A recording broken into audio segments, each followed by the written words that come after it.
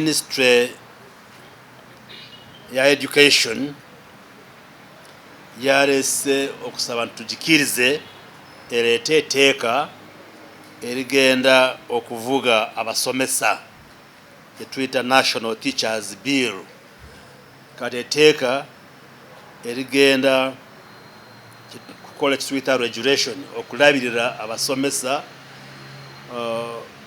nga profession, kubanga profession zizonna zibeera n'engero gye zibeera regulated oba wabeerawo ebitongole ebitunuulira mu mpisa z'abali mu kitongole n'enkola n'engero gye bakola emirimu. Ng'abasawo babeera ne councils ezitunuulira emirimu gye bakola, ne ba engineer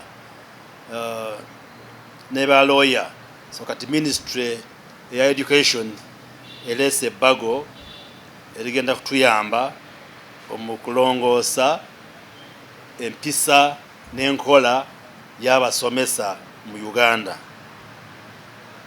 nga profession.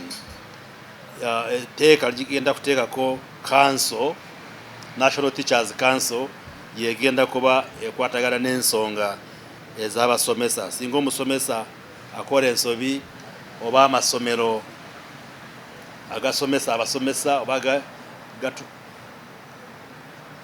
bajja kuba batunuulira amasomero, teacher training colleges, abasomesa betuweereza emirimu okulaba oba bakugu oba basobola, eyo council yegenda kuba ekola omulimu ogwo. Kati litukiriza ministry ya education tegende mu maaso ekole etteeka erireete mu cabinet, tulireete mu parliament, tuliyiseemu ng'etteeka ery'okulongoosa profession ey'obusomesa. Download the app on App Store or Google Play Store now.